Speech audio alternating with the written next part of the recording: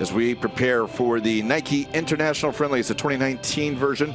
The U.S. under-20 women will take on the France under-20 team.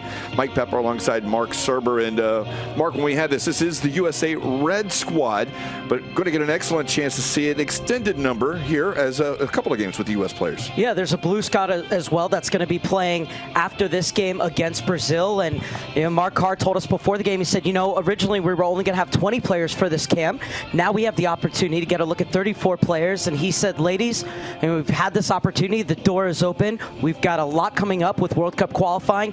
Go ahead and take this chance. You never know what's going to happen. So I think you're going to see some ladies who are really charged for this one tonight against a very formidable France squad. As you mentioned, a very good France squad. We will get the national anthems first for France and then the United States. We'll have that anthems coming up, and then we'll get you the Nike International Friendlies.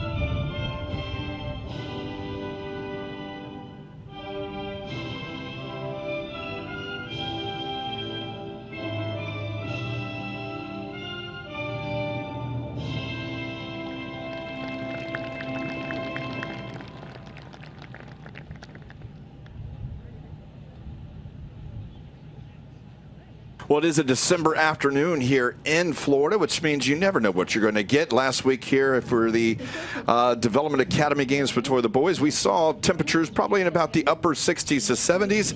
Of course, as we said, not the case today. Hot, humid. We'll get a look at the starting lineups here for France, and this is their second game, so new faces on this starting lineup, Mark. Yeah, Saoud up top came off the bench, but was really impressed with her desire to get the ball and run at players. She's definitely a player that if she gets the ball at the top of the box, is going to look to take 2 or 3 players on and create an opportunity for herself. So look for them to try and feed Saoud.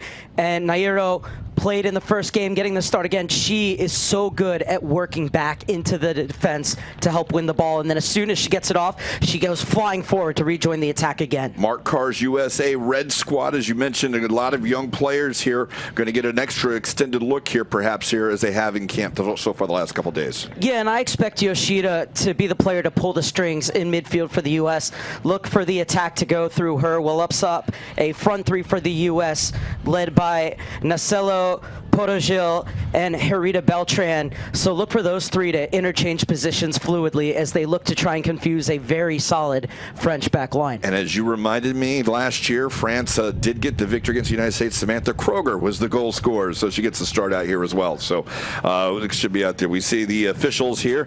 The referee is Karen Collado as we get ready to get started here. It is, as I mentioned, a very warm, very humid day.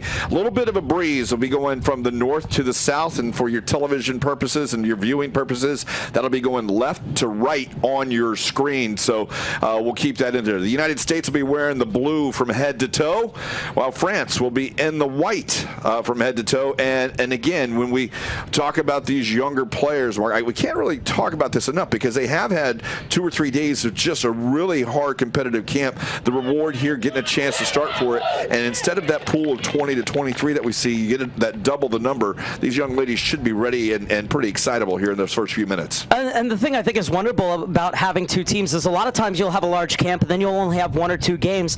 Not everybody gets to play. Here, all 34 women are going to get a chance to get out onto the field and show Mark Carr and Vlatko Andonovski, who's also in attendance, what they can do. Yeah, that'll be fun with the U.S. women's head coach to get another look here at this next generation. Not just for that, but we have the Under-20 World Cup coming up in 2020, so a good chance. It will be the U.S. with the wind at their back to start. France will be kicking off as we get started here from Lakewood Ranch at the Premier Sports Campus. 45-minute has, and the nice thing about the U.S. Soccer Development Academy going on around here as well, a lot of these young ladies finishing up their games, coming over to see some fantastic international play. Yeah, I think a lot of these girls are probably right on the cusp of getting call-ups into the various youth national teams. Now they get a chance to see what they're going to have to do to make it to that next level. As so often, teams go backwards there to start. We'll see how this one shakes out. Will the USA decide to go high press?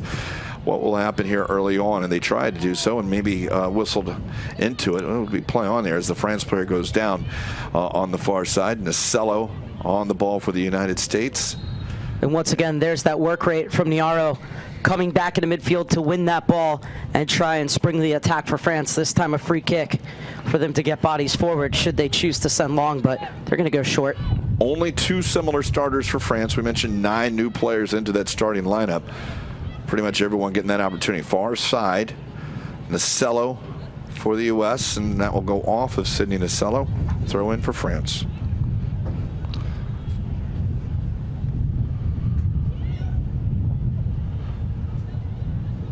Say both of these, we mentioned the U.S. with such a large number in the pool, but France for themselves too, a lot of newer players that they're getting another look at as well. And one of the things that we heard through the grapevine is that